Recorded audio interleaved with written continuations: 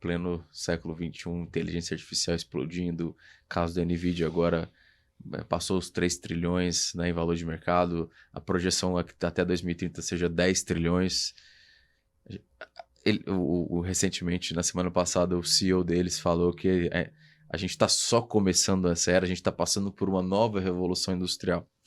Eu queria saber assim, o que que a gente tem que estar olhando, né, para a inteligência artificial, como otimizar a inteligência artificial, como ser disruptivo na empresa, como ter inovação, né? Dá um panorama geral sobre esse assunto. Olha, eu concordo plenamente com a sua colocação. Eu vou pôr uma coisa que até eu falei na edição do ano passado do Congresso, né?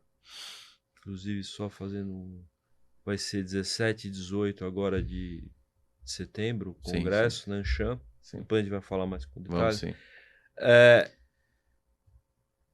O ser humano, ele foi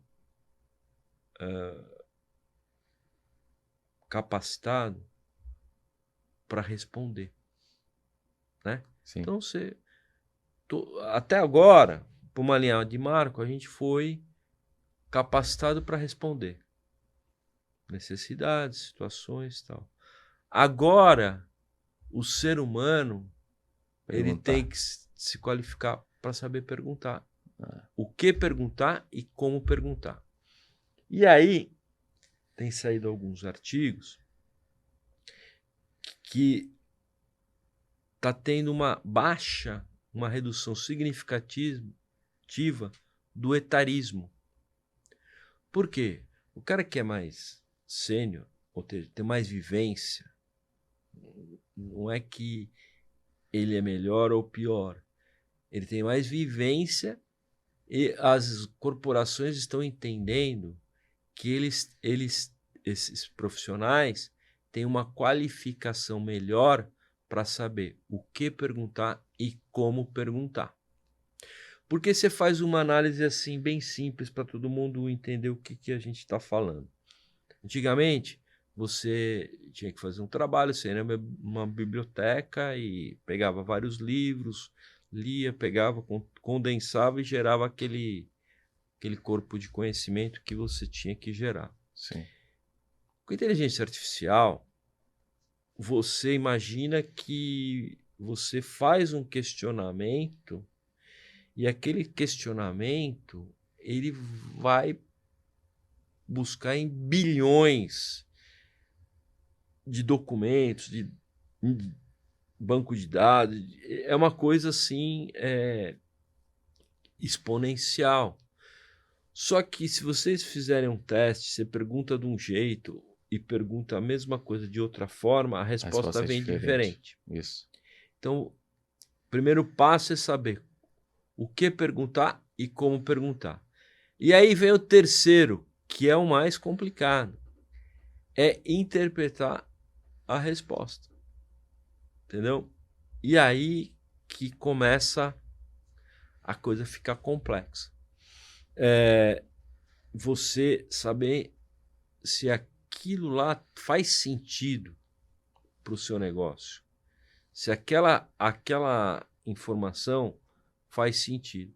Então, outro dia eu participei aí de um debate aí do PMI lá, que foi organizado o PMI da Índia, tinha profissionais de todos os continentes, eu estava representando a América Latina, e aí me perguntaram se o gerente de projeto ia acabar. Eu falei, não, com a inteligência artificial e tal.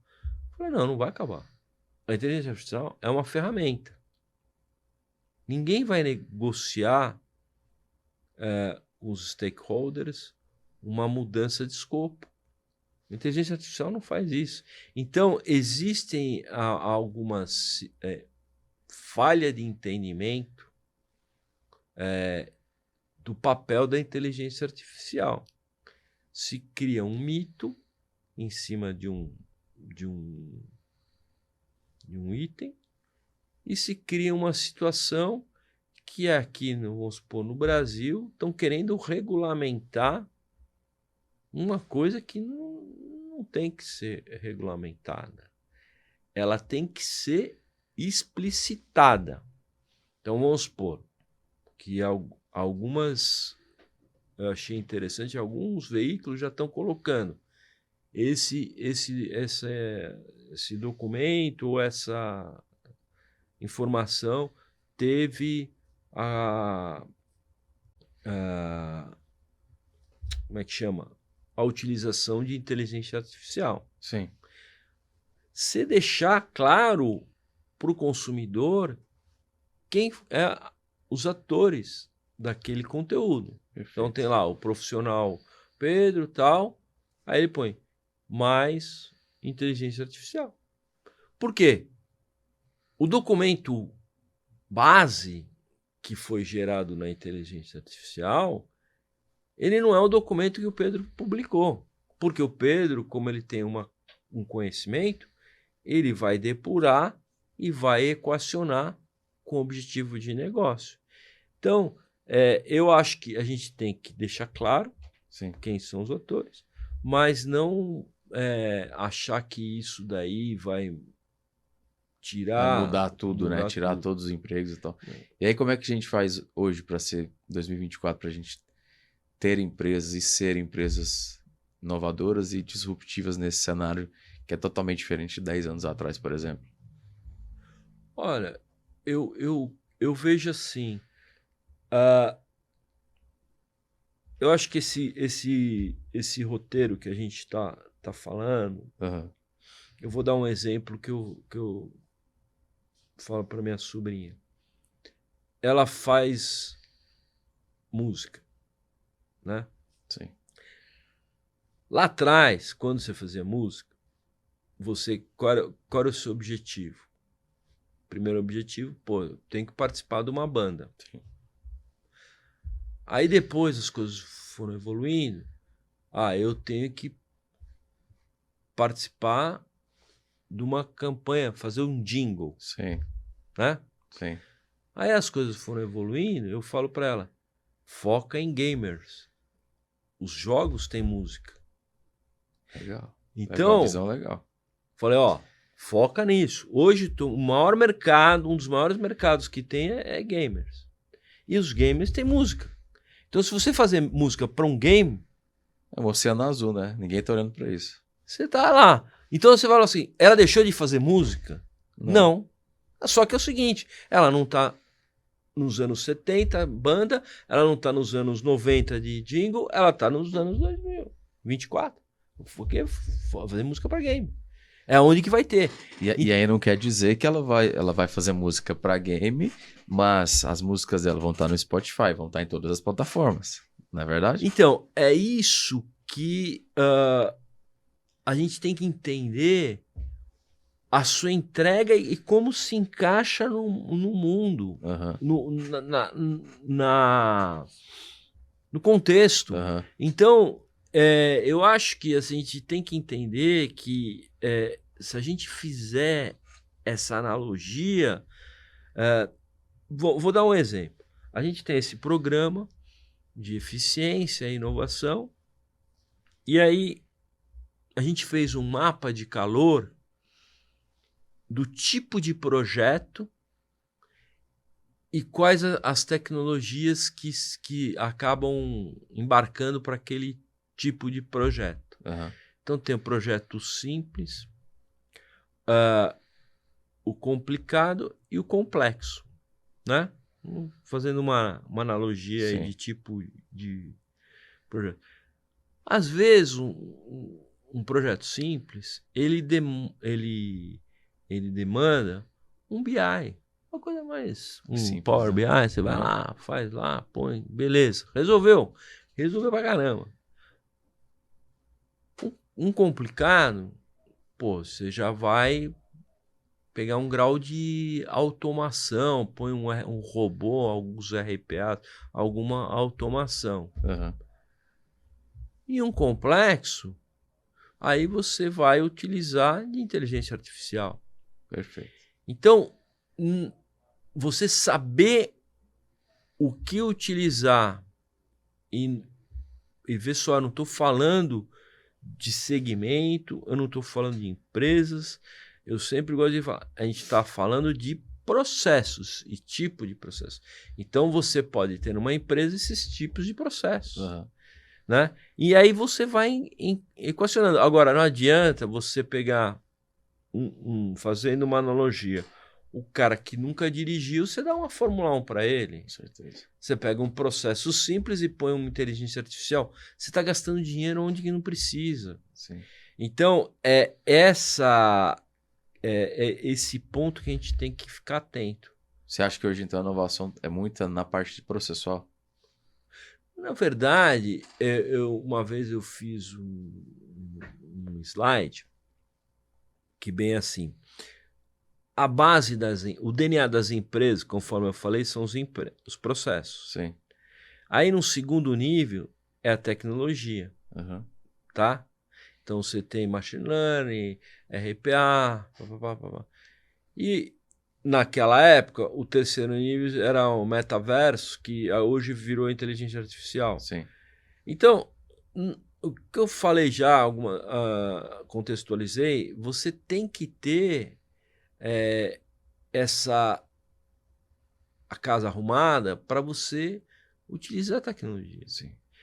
Então, o que adianta você ter um processo sofisticado de inteligência artificial ou de automação, quer que seja, e você não conseguir entregar o teu produto, o teu serviço, porque o teu back-office para trás está desorganizado. Sim. Então, a gente tem que entender isso. Você está se falando muito em tecnologia, mas assim, vou falar uma visão lá atrás. Você melhorava a produtividade de uma produção de um item numa manufatura. Pô, aumentei 20% de produtividade. É bom ou é ruim? É bom. Não sei. Pode ser ruim. Se o custo for maior... Não. Você esqueceu de falar com a área de vendas. Será que eu aumento a minha produtividade e eu vendo? Verdade, é verdade. Eu vendo? É verdade. Então, Ou se talvez, eu não vender, eu vou ter estoque que vai gerar um custo associado a mais. Então, a gente ter essa visão da cadeia como um todo, não estou falando que você não quer melhorar a produtividade, é lógico que se você melhora a produtividade, você vai reduzir o esforço, mas você tem que estar alinhado. Uhum. Então, a tecnologia é a mesma coisa. Uhum. Não adianta você pôr uma tecnologia sofisticada se essa tecnologia não está incorporada e alinhada à necessidade. Uhum. Então, às vezes, vamos supor, tem muita coisa que é colocada e foge do padrão. Sim. E aí, não sei se você teve a oportunidade de... Às vezes você tem um atendimento que é um robô, e aí você...